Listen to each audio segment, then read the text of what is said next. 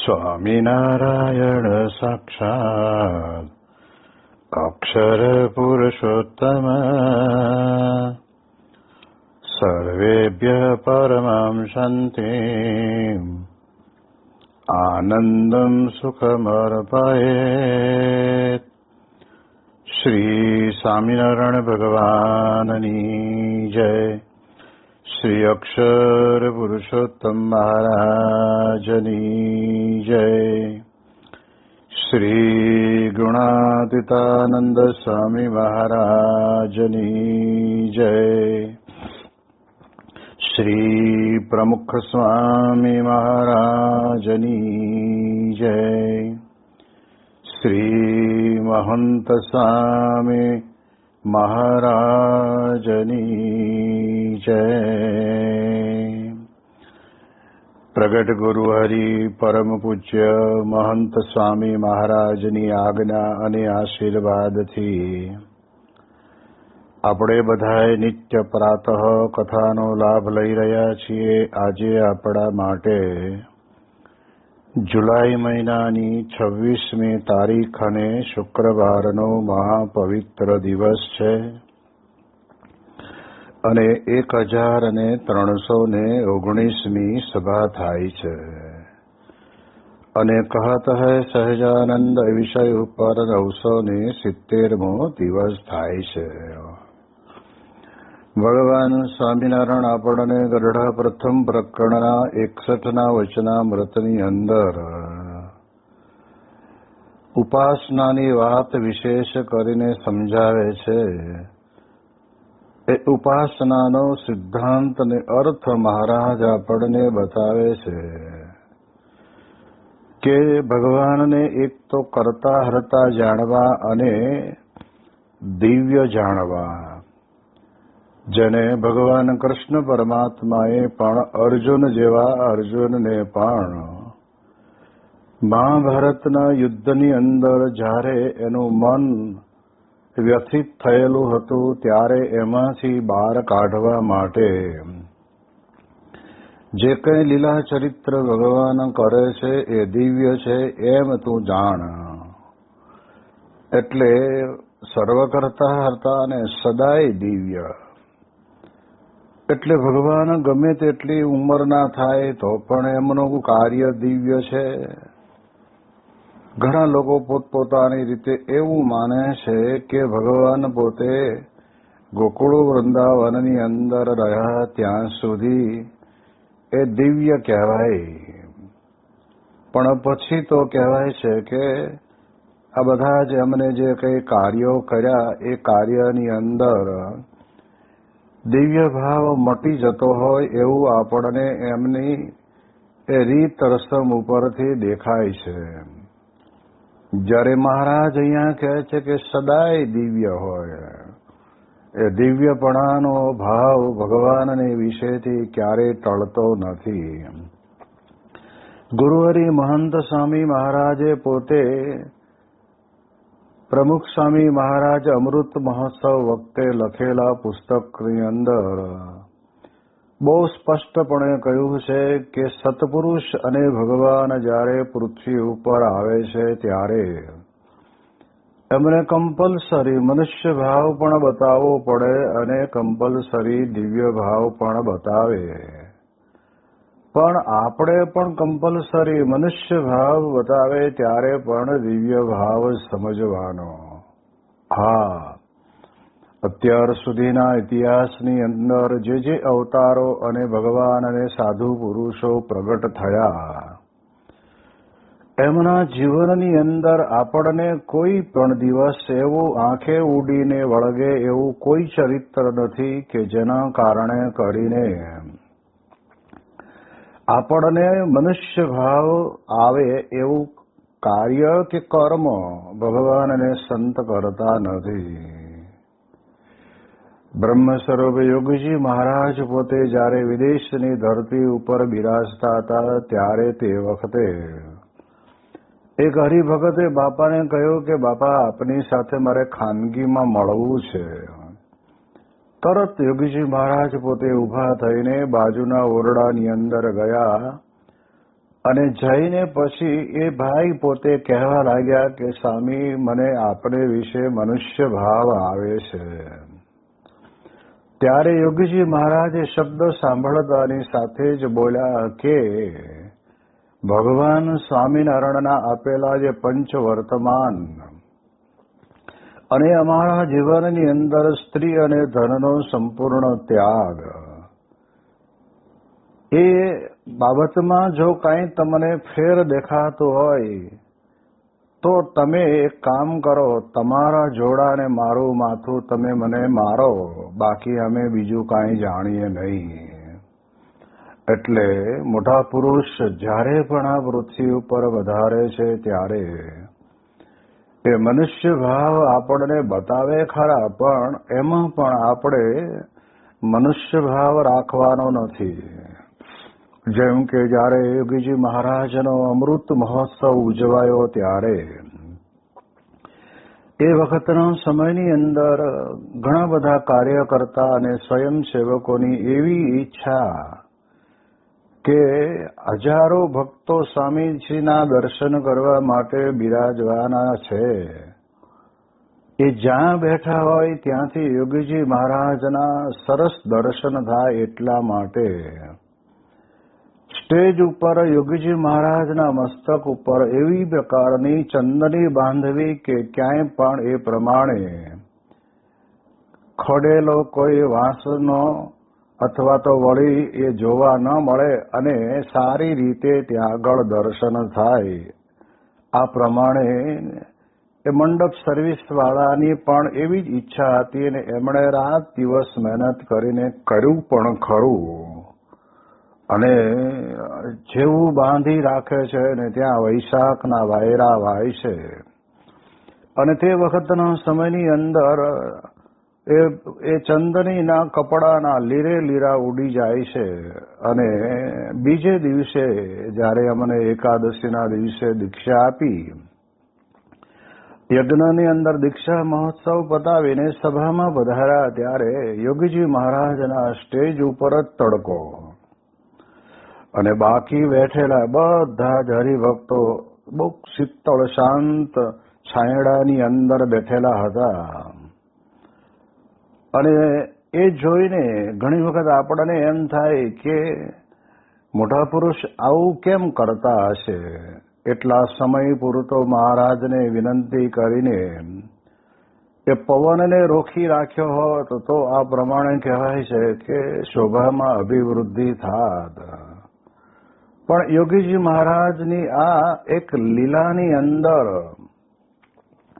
આપણે કંઈ એવી રીતે કેમ આમ ન કર્યું એનો ભાવ લાવવાનો નથી, એ પણ ભગવાનની ઈચ્છા. અને ત્યારે બાપા બોલ્યા કે મહારાજની જેમ મરજી હોય એમ થાય, એની મરજી વિના તો સૂકું પાંદડું પણ હલવાને સમર્થ નથી. આ પ્રકારનો ભાવ યોગીજી મહારાજના જીવનમાં હતો અને કમળ આસન ઉપર યોગીજી મહારાજને બિરાજમાન કર્યા. અને ત્યારે તે વખતના સમયની અંદર એક છત્ર ઉપર ધરી રાખવામાં આવેલું, બાકી તો સ્ટેજ ઉપર બેઠેલા ઘણા બધા એ મહાનુભાવોને તડકાની અંદર જ બેસવું પડ્યું હતું. તો તડકો કદાચ મટાડી દે, તડકો કદાચ વાદળા લાવી દે, એવું પણ કરવું હોય તો સત્પુરુષ પોતે કરે. પણ એમાં આપણે મનુષ્ય ભાવ લાવવો નહીં. એ જે કંઈ કરે છે તે દિવ્ય છે. યોગીજી મહારાજના કીર્તન ઉપર બોલાય છે ને કે યોગી જે કરે તે સારું કરે એવો નિશ્ચય જેને થશે.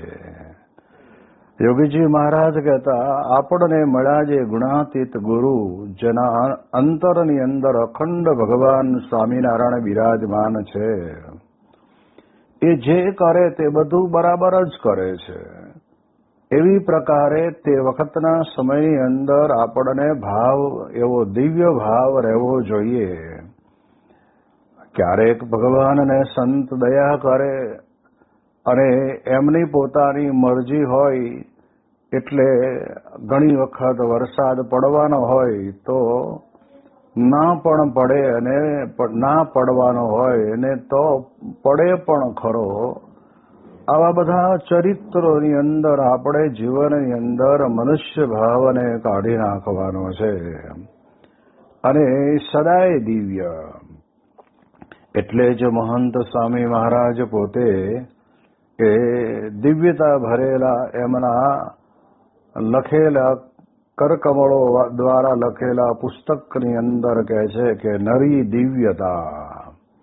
એક વખત પોતે વાત કરે છે કે પ્રમુખ સ્વામી મહારાજ, મહંત સ્વામી અને વિવેક સાગર સ્વામી અને એક સેવક સંત, જ્યારે પ્રમુખ સ્વામી મહારાજ પોતે ટ્રેનની અંદર બધા મુસાફરી કરતા હતા અને તે વખતે બાપા પોતે ફર્સ્ટ ક્લાસની અંદર માથે ઓશિકું રાખી અને પડખે ભેર થઈને પોઢેલા હતા.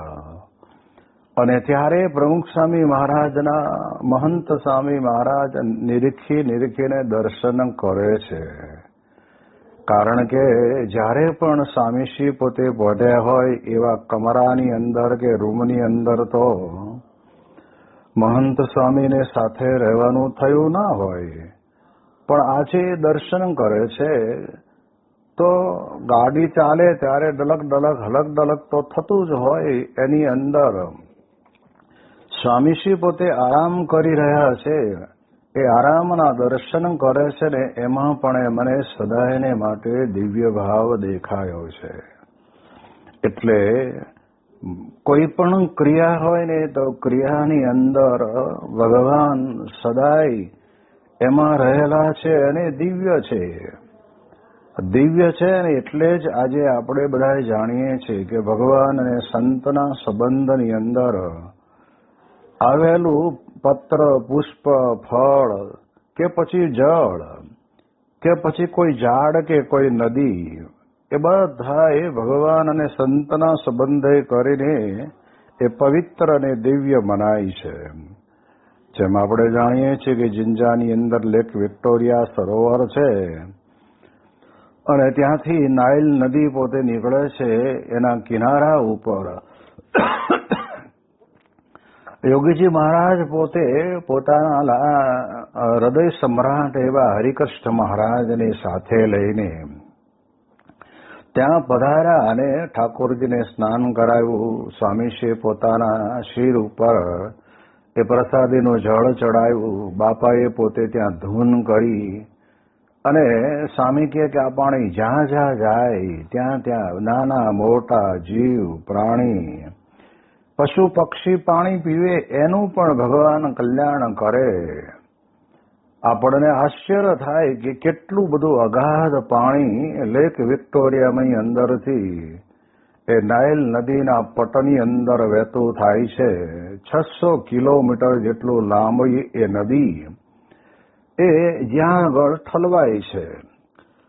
તો મોટા પુરુષ એ ચરિત્ર કરે છે એની અંદર પણ એક ભાવના એમનામાં રહેલી છે કે આપણે તો ભગવાનના સંબંધને પામેલું જે જળ છે એ જળ પણ એટલું પવિત્ર અને દિવ્ય છે. આપણે જાણીએ છીએ કે ગઢડાની અંદર મહારાજ પોતે કેટલા બધા વર્ષો સુધી રહ્યા અને ત્યાં આગળ ઘાટ ઉપર મહારાજ પોતે સ્નાન કરતા.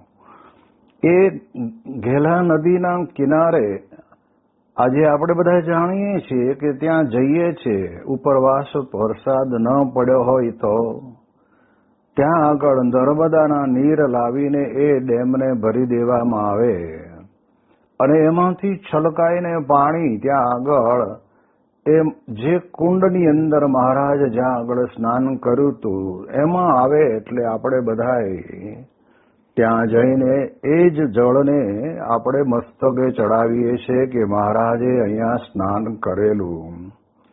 તો જો ભગવાન પોતે દિવ્ય છે તો એના સંબંધની અંદર આવનાર દરેક વસ્તુ, પદાર્થ, જીવ, પ્રાણી માત્ર દિવ્ય બની જાય.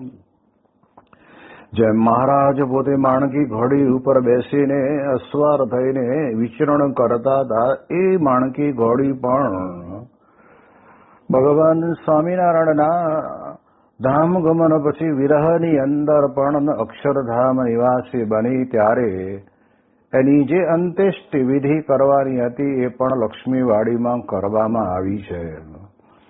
તો માણકી તો એક આપણે જાણીએ કે પશુમાં ગણાય, પણ મહારાજની મરજી પ્રમાણે ચાલનારી માણકી હતી. મહારાજ એના ઉપર આરૂઢ થઈને બેસીને નીકળતા ત્યારે હજારો ભક્તો પોતાના જીવનની અંદર આનંદિત થઈ જતા કે વાહ મહારાજ વાહ. અને એના કારણે કરીને ત્યાં આગળ પણ મહારાજના ચરણારવિંદ પધરાયા છે. તો આપણને ખ્યાલ આવે કે માણકી જેવી માણકી મહારાજના સંબંધમાં આવી અને એની અંત્યેષ્ટિ વિધિ થઈ એ જગ્યા ઉપર આ પ્રમાણે ઓટોને ચરણારવિંદ પધરાવવામાં આવે. એ ભગવાનનો સંબંધ થયો અને એટલે દિવ્ય બની ગયા.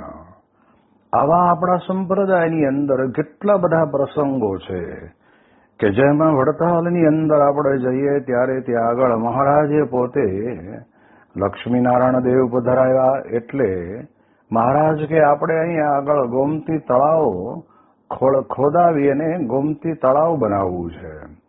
અને સરસ મજાનું ત્યાં આગળ ખોદાણ કામ કરીને પાણી ભર્યું. મહારાજ વારંવાર ત્યાં આગળ સ્નાન કરવા જતા. પોતાના સખા મિત્રોની સાથે પણ સંતા કુકડી જળની અંદર રમતા. એવી પ્રકારનું પ્રસાદીનું ગોમતી ઘાટ અને ગોમતીનું સ્થળ અત્યારે તો સરસ મજાના ચારે બાજુ પગથિયા કરીને નીચે ઉતરીને સ્પર્શ કરી શકાય એવું છે. પણ તેમ છતાં જે સ્થાનની અંદર ભગવાન પોતે સ્નાન કરે છે એ સ્થાન દિવ્ય બની જાય છે. આપણે જાણીએ છીએ કે ભાદરાની અંદર જ્યાં ઊંડ નદીના ઘાટ ઉપર ભગવાન સ્વામિનારાયણ પોતે વડના ઝાડ ઉપર ચડીને ઠેકડા મારી અને અંદર પાણીમાં પડતા. અને ત્યારે તે વખતના સમયની અંદર આપણે જાણીએ એ પ્રમાણે મહારાજે એવું ચરિત્ર કર્યું. મહારાજ કહે છે કે લાલજી સુથાર કે હા મહારાજ, અત્યારે એક હોડકી બનાવીને લઈને આવો તો આપણે નૌકા વિહાર કરીએ. પાણી સરસ મજાનું સ્થિર છે. અને ત્યારે લાલજી સુથારે કહ્યું કે મહારાજ એ આટલી વારમાં તો કઈ આ કાષ્ટનું બનાવેલું નાવડું બને નહીં. તો મહારાજ કે એક કામ કરો કે તમે ચલાખો લઈ આવો. ચારે છેડા એક સરખા હોય લંબાઈ પહોળાઈમાં, એને ચલાખો કહેવાય. વિશેષ કરીને ખેડૂત લોકો પોતાના ખેતરની અંદર જે કે અનાજ વસ્તુ બાંધવા માટે રાખતા હોય એને ચલાખો કહેવાય. એવો ચલાખો લઈ આવો. મૂળજી ભગત એટલે ગુણાતીતાનંદ સ્વામી અને લાલજી સુથાર એટલે નિષ્કુળાનંદ સ્વામી. તે મહારાજે તો ચલાખો આમ પાથરો પાણી ઉપર સ્થિર રહેવા માંડ્યો. અને તે વખતે કહ્યું કે આવો તમે પણ બેસો. અને લાલજી સુથાર અને મૂળજી ગુણાતીતાનંદ સ્વામી પોતે ત્યાં બેઠા અને મહારાજ બેઠા અને આમ નૌકા વિહાર કર્યો. ત્યારે આપણને આશ્ચર્ય થાય કે આ ભગવાન કેવું ચરિત્ર કર્યું. આપણે એક નાની એવી લોખંડની ખીલી નાખીએ ને તો એ ઉપરથી તળિયે જઈને બેસે. એક કાંકરી નાખીએ ને તો એ તળિયે જઈને બેસે. તો આવો ચોફાળની અંદર બેસીને નૌકા વિહાર કરે તો ભગવાનના ચરિત્રોની અંદર આપણને હંમેશને માટે દિવ્ય ભાવ રહેવો જોઈએ. યોગીજી મહારાજ પોતે આ અક્ષરઘાટનો બહુ મહિમા કહેતા કે મહારાજ અને સ્વામી અક્ષર બ્રહ્મ ગુણાતીતાનંદ સ્વામી કહેતા મૂળજી ભગત મહારાજની સાથે અહીંયા રમ્યા, જળ ક્રીડા કરી. આ વડલો પણ કેટલો ભાગ્યશાળી અને પ્રસાદીનો કહેવાય. એટલે યોગીજી મહારાજ તો ઘણી વખત આવા પ્રસાદીના સ્થાનમાં જાય ને ત્યારે સ્પર્શ કરે, બહુ પ્રેમની અંદર આવી જાય ને તો એને ભેટે પણ ખરા. જો ભગવાનનો સંબંધ થયો એટલે ઝાડ હોય તો પણ કહેવાય છે કે પશુ હોય તો પણ કહેવાય છે કે દિવ્ય બની જાય છે. અને એટલે જ દર વર્ષે જ્યારે જ્યારે પ્રમુખ સ્વામી મહારાજ પણ પોતે પધારતા ત્યારે એ ઊંડ નદીના જળની અંદર સ્વામીશ્રી પણ બધા સંતોની સાથે જળ ક્રીડા કરતા અને તે વખતના સમયની અંદર પિરામિડ કરવાની હોય તો પણ સંતો બધા કરે. આ પ્રકારનો આનંદ લીધેલો હોય એટલે એ ખરેખર મહાપ્રસાદીનું સ્થાન કહેવાય.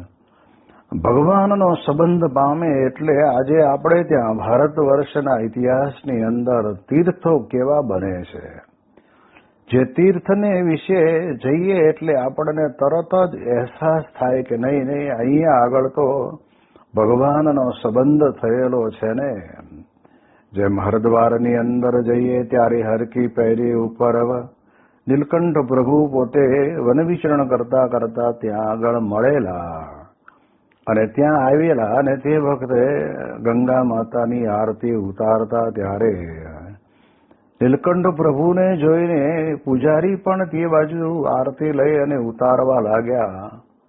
એવું પ્રસાદીનું સ્થાન જ્યાં પ્રમુખ સ્વામી મહારાજે 3 થી 4 વખત સંતોની સાથે હરિભક્તોની સાથે એ શીતળ જળની અંદર સ્વામીશ્રીએ પોતે ઉભા રહીને બધાને પ્રસાદીનું જળ છાંટ્યું, ઠાકોરજીને ખૂબ સારી રીતે સ્નાન કરાયું અને પોતે પણ સ્નાન કર્યું. તો એ આપણને સ્મૃતિ થાય અને એ ગંગા જેવા જળને પણ વિશેષ પવિત્રતા આવા સત્પુરુષના યોગ વડે કરીને આપણને પ્રાપ્ત થતી હોય છે. એટલે એ ગંગા જળને આપણે બધા ભરી લાવીએ છીએ અને આપણી પાસે રાખીએ છીએ. તો ભગવાનનો સંબંધ થયો, સત્પુરુષનો સંબંધ થયો એટલે દિવ્ય બની ગયું. એટલે આપણે જ્યારે સત્સંગની અંદર છીએ ત્યારે આપણા જીવનની અંદર ભગવાનના સંબંધને પામેલી દરેક વસ્તુ પવિત્ર બની ગઈ છે, દિવ્ય બની ગઈ છે. જ્યાં જે મહારાજે જે વસ્ત્રો ધારણ કર્યા, જે મહારાજે પાતળી એકદમ સરસ મજાની રજાઈ કે એને ગોદડી કહેતા ઓઢી હોય, મહારાજે પોતે સાફો બાંધ્યો હોય, મહારાજે જામો પહેર્યો હોય, મહારાજે કોઈ હરિભક્તની તલવાર હાથમાં લઈને પ્રસાદની કરી હોય, મહારાજે જે માળા ફેરવી હોય, એ બધા જ આપણે જોઈએ તો જૂના મંદિરોની અંદર બધી જગ્યાએ ખૂબ સારી રીતે દર્શન થાય એના માટે ગોઠવવામાં આવ્યા છે. તો આપણે પણ એનો કાચ વચમાં હોવા છતાં પણ એનો સ્પર્શ કરીને આપણે અંતરની અંદર એવું માનીએ છીએ કે આ ભગવાનના સંબંધને પામેલી પવિત્ર વસ્તુ એનો સ્પર્શ આપણને ક્યાંથી મળે. એ પ્રકારે જીવનની અંદર આપણે બધા એક દિવ્યતાની વાત કરતા રહીએ છીએ. હવે મહારાજ આપણને વાત વધારે કરતા આપણને ઉપાસનાની અંદર એમ કહે છે કે સદા સાકાર અને પ્રગટ છે. આવી દ્રઢ સમજણ જોઈએ. બહુ સ્પષ્ટપણે સમજવાનું છે કે પ્રગટ ભગવાન હોય તો ભગવાન સાકાર હોય તો જ પ્રગટ કહેવાય. બાકી સાકાર ના હોય અને કોઈ એમ કે ભગવાનને કોઈ પણ પ્રકારનો આકાર નથી અને નિરાકાર છે તો એના માટે ભગવાન પૃથ્વી ઉપર પ્રગટ છે નહીં. આકાર વગરની કોઈ વસ્તુ પૃથ્વી ઉપર થોડી હોય. એટલે સાકાર ભગવાન છે અને એ ભગવાન પાછા પ્રગટ છે. એટલે આપણી ઉપાસના જો સમજવી હોય તો એક જ શબ્દની અંદર કહી શકાય કે પ્રગટની ઉપાસના છીએ. ભગવાન જે તે સમયે પ્રગટ થયા પછી પરોક્ષ થયા કહેવાય, પણ એના એ જ ભગવાન આવા સ્થિત પ્રજ્ઞ પુરુષના હૃદયની અંદર બિરાજમાન રહીને અનંત જીવોનું કલ્યાણ કરતા હોય એવા જે પરમ એકાંતિક સત્પુરુષ આપણને મળે એટલે આપણા માટે તો ભગવાન એ સંતને વિશેષ સદાયને માટે પ્રગટ છે. જેમ અષ્ટ પ્રકારની મૂર્તિને વિશે અને 9મા સંતમાં હું અખંડ રહ્યો છું એમ ભગવાન સ્વામિનારાયણ ગરડા પ્રથમ પ્રકરણના 68ના વચનામૃતની અંદર વાત કરે છે. તો આપણે એમ સમજવાનું કે અષ્ટ પ્રકારની મૂર્તિમાં જેમ ભગવાન રહ્યા છે અને આપણે કોઈ પણ વસ્તુને પ્રસાદીની કરવી હોય તો એ પૂજારીને આપીએ એટલે ભગવાનના ચરણારવિંદનો સ્પર્શ કરીને આપણને પાછી આપે. આપણને ભગવાનને ચડા જે તુલસી પત્ર છે, પુષ્પ છે કે પછી જે કંઈ આવા ભગવાનનો હાર છે એ બધું આપણને પ્રસાદીનું આપે તો આપણે લઈ અને આંખે અડાડીએ. હવે એનો એ જ હાર બજારની અંદર વેચાતો હોય, લટકતો હોય, લઈને કંઈ આપણને આંખે અડાડવાનું મન નથી થતું. પણ એ જ હાર આપણે જયારે પૂજારીને આપીએ ને જ્યારે એ બ્રહ્મચારી પોતે ભગવાનને ધરાવે ને ધરાવ્યા પછી સાંજના સમયે આપણને બોલાવીને આપે કે લો આ તમારો પ્રસાદીનો હાર, તો એ પ્રસાદીનો હાર છે એ ભગવાનને સ્પર્શ કર્યો એટલે દિવ્ય બને છે. પણ ભગવાન એમાં જેમ રહ્યા છે એમ મૂર્તિમાં રહ્યા છે, પણ સંત રૂપે, સત્પુરુષ રૂપે, અક્ષર બ્રહ્મ રૂપે આ સત્સંગની અંદર મહારાજ પ્રગટ છે. એટલે ગુણાતીતાનંદ સ્વામી પોતે બોલ્યા કે 10-20 પેઢી સુધી તો મહારાજ સત્પુરુષ દ્વારા પ્રગટ રહેશે. એટલે આપણે તો ખરેખર યોગીજી મહારાજને હરિભક્તોએ પૂછ્યું કે બાપા આપણે આ કઈ પેઢી ગણવાની? ત્યારે યોગી મહારાજ બોલ્યા કે આ અક્ષર બ્રહ્મની ગુણાતીતની હજી પહેલી જ પેઢી છે અને જ્યાં સુધી સત્પુરુષ રહે ત્યાં સુધી એ ગુણાતીતની પહેલી જ પેઢી કહેવાય. અને એટલે તો યોગીજી મહારાજ બોલ્યા કે જ્યારે એવો સત્સંગ થશે કે પાંદડે પાંદડે સ્વામિનારાયણનું નામ લેવાશે, એટલે એ દ્રષ્ટિથી આપણે વિચાર એ જ કરવાનો કે જીવનની અંદર ભગવાન સાકાર છે અને એ સાકાર ભગવાન પ્રગટ છે. એટલે માટે પ્રગટની જ ભક્તિ આપણે જો કરીએ તો આપણા જીવનની અંદર આપણને અંતરની અંદર પરમ શાંતિ મળે. અને એટલે જ આપણને કહ્યું છે ને કે જ્યારે પ્રગટ મળે ત્યારે સૌના ધર્મ પડે. ભગવાન પ્રગટ મળે ને ત્યારે ધર્મ પડે. અને આજે આપણે જોઈએ છીએ આપણા સત્સંગની અંદર અક્ષર બ્રહ્મ ગુણાતીતાનંદ સ્વામીના વખતથી માંડીને જોઈએ તો કેવો જબરજસ્ત સત્સંગ લીલો પલ્લવ, કે ઘરની અંદર વહેમ વ્યસન કે વ્યભિચાર જેવી કોઈ વસ્તુ નહીં અને પવિત્ર જીવન જીવનારા, એ સ્ત્રી પુરુષ મર્યાદામાં રહેનારા, અભક્ષ વસ્તુનો ત્યાગ કરનારા અને સાથે સાથે ભગવાનને પ્રગટ સમજનારા એવા હરિભક્તોનો સમુદાય આખા વિશ્વની અંદર કેટલો મોટો પથરાયો છે. એ પ્રગટના કારણે કરીને અને એના કારણે કરીને વિષય વ્યસનને વેમ બધાના ટળી ગયા અને કરતા હરતા ભગવાનને સમજે છે. એ જ ભગવાન જે કંઈ કરે એ મારા માટે સારું કરે છે અને મારા જીવનની અંદર પણ ભગવાન સદાય પ્રગટ છે. આવી વાત એવી દ્રઢતાપૂર્વક લાખોની સંખ્યામાં આજે આપણા સંપ્રદાયની અંદર લોકો માને છે. એ ભગવાનનું આપણને અલૌકિક સુખ આવા સત્પુરુષ દ્વારા આપણને પ્રાપ્ત થતું રહે છે. એટલે આપણે વિચાર એ કરવાનો કે પ્રગટના સંબંધથી આપણે બધું જ પ્રગટપણાની પ્રાપ્તિનો અનુભવ કરતા હોઈએ છીએ.